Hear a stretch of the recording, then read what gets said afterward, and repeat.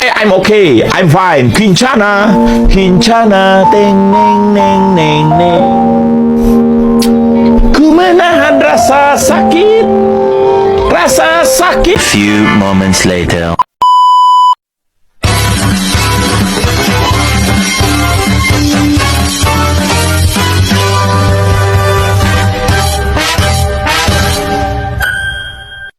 Pancasila merupakan dasar negara Indonesia yang disahkan oleh Panitia Persiapan Kemerdekaan Indonesia atau bisa disebut PPKI. Sebelum terbentuk rumusan Pancasila pada 22 Juni 1945, 9 tokoh nasional yang disebut Panitia 9 berhasil menyusun sebuah naskah piagam yang dikenal dengan nama Piagam Jakarta. Panitia 9 terdiri dari golongan Islam dan golongan nasionalis. Mereka adalah yang pertama Insinyur Soekarno sebagai ketua, Dr. Andes Muhammad Hatta sebagai wakil ketua, Muhammad Yamin anggota, Mr. A.A. Maramis anggota, Mr. Ahmad Subarjo anggota dari golongan kebangsaan, Kiai Haji Wasid Hashim anggota, dan yang terakhir Abdul Qohar Muzaki. Pancasila dirumuskan dalam sidang pertama oleh Badan Penyelidik Usaha-Usaha Persiapan Kemerdekaan atau bisa disebut BPU PKI yang dilaksanakan pada 29 Mei hingga 1 Juni 1045. Dalam sidang tersebut, pembahasannya berkaitan dengan dasar negara Indonesia. 3 tokoh pun menyampaikan beberapa usulan mengenai falsafah atau dasar negara Indonesia. Mereka adalah Supomo, Muhammad Yamin, dan Soekarno.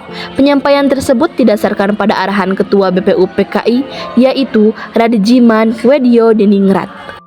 Pada pembukaan sidang, ia mengatakan bahwa mendirikan negara yang merdeka membutuhkan suatu dasar negara. Berikut ini usulan rumusan dasar negara dari para tokoh. Terdapat 3 tokoh perumus Pancasila, yaitu Muhammad Yamin, Supomo, dan Soekarno. Mereka mengutarakan usulan dasar negara tersebut dalam sidang BPU PKI.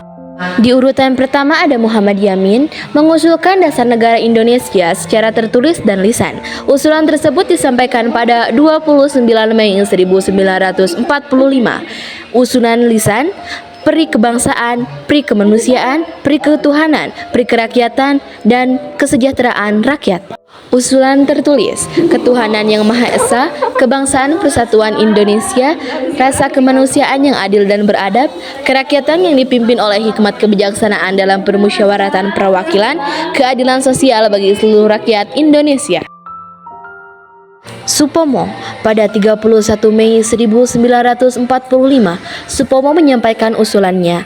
Menurutnya, Indonesia merdeka adalah negara yang dapat mempersatukan semua golongan dan paham perseorangan, serta mempersatukan diri dengan berbagai lapisan rakyat. Berikut ini usulan dasar negara menurut Supomo: persatuan, unitarisme, kekeluargaan, keseimbangan lahir dan batin, musyawarah, dan keadilan rakyat.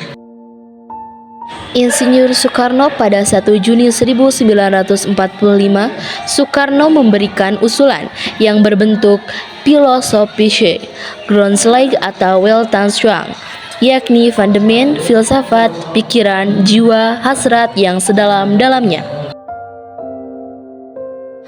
Soekarno mengusulkan dasar negara dengan sebutan Pancadharma.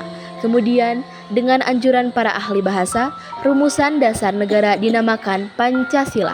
Berikut usulan dasar negara dari Insinyur Soekarno: kebangsaan Indonesia, internasional atau peri kemanusiaan, mufakat atau demokrasi, dan kesejahteraan sosial.